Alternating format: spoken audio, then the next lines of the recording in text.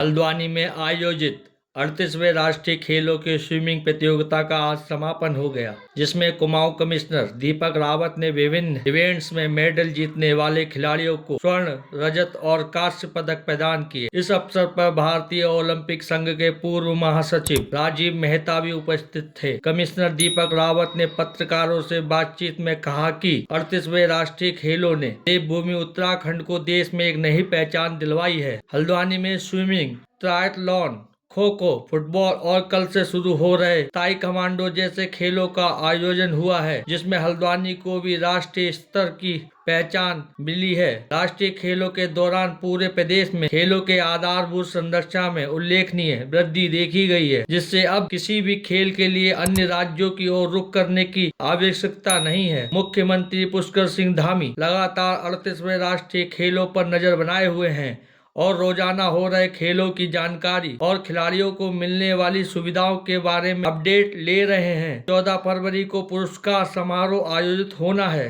जिसमें देश के गृह मंत्री अमित शाह मुख्य अतिथि के रूप में हल्द्वानी पहुंचेंगे। इस कार्यक्रम को लेकर मुख्य सचिव स्तर में लगातार बैठकें हो रही हैं और कमिश्नर ने संबंधित अधिकारियों के साथ बैठक कर आवश्यक दिशा निर्देश दिए हैं। कमिश्नर ने लोगों से अपील की है कि वे अपने बच्चों को खेलों में भाग लेने के लिए प्रेरित करें, क्योंकि उत्तराखंड में खेलों के अपार संभावनाएं हैं। राज्य सरकार और जिला अधिकारी सभी खेलों को बढ़ावा देने के लिए निरंतर प्रयासरत हैं। वाटर स्पर्धा में पोलो सर्विसेज ने महाराष्ट्र को 10-9 से हराकर स्वर्ण पदक जीता। तैराकी प्रतियोगिता संपन्न। प्रतियोगिता में पुरुषों में प्रथम कर्नाटक, द्वितीय तमिलनाडु तथा तृतीय स्थान पर महाराष्ट्र रही। महिलाओं में कर्नाटक प्रथम, महाराष्ट्र द्वितीय तथा उड़ीसा तृतीय स्थान पर रही। कर्नाटक की धीनिधि ने तैराकी की कुल 11 प्रतियोगिताओं में हिस्सा लिया, जिसमें उन्होंने 9 स्वर्ण, 1 रजत और 1 कांस्य पदक हासिल किया।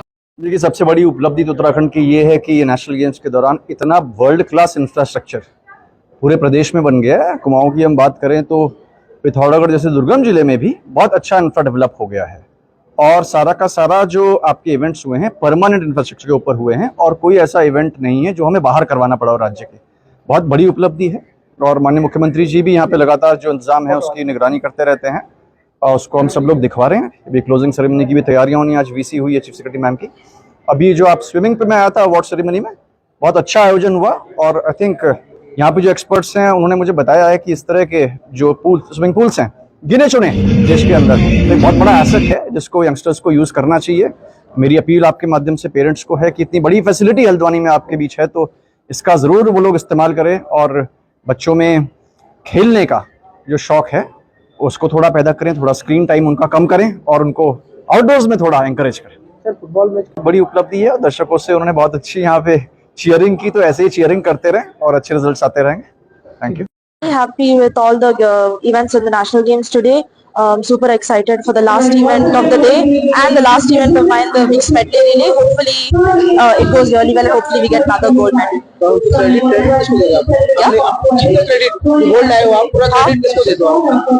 I'll give most of my credit to my parents, coaches and most importantly my teammates as well, who have supported me throughout this entire journey, and I hope to continue this journey with them and hopefully I get more support and prayers from them as well. This mean or hopefully in the future I get to be the best athlete possible, trying to get as fast as I possibly can and hopefully to be able to improve my times and make India proud. Dinidhi Desingu.